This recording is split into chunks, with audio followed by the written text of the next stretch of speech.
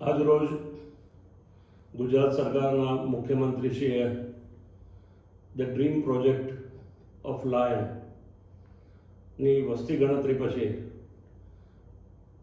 આજે જે ડિક્લેરેશન કર્યું છે એ 891 લાયનની પોપ્યુલેશન બહાર આવી છે.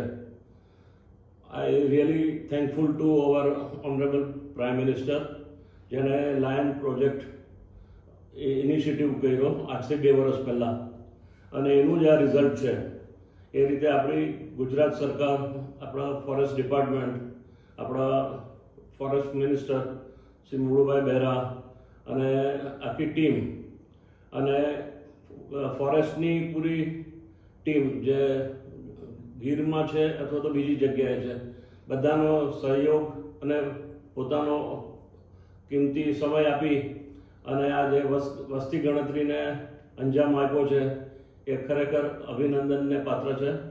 અને સિંહ પહેલાં આપણે જોયેલું હતું કે પહેલાં સાસણગીર એટલે સિંહ, પછી આપણે લાગતા હતા કે મેંદરડા છે, પછી આપણને લાગતું હતું કે વિસાવદર જ છે. પણ હવે જ્યારે ખબર પડી તો હું પોતે પણ બધી જગ્યાએ જઈ આવ્યો. હું વિસાવદરમાં ચાલુ વરસાદે હું ગયો હતો, જ્યારે ત્યાં જવી શકાય નહીં એવી પરિસ્થિતિમાં પણ અમે વસ્તી ગણતરીનું જે ચાલતું હતું ત્યાં અમે પહોંચ્યા હતા.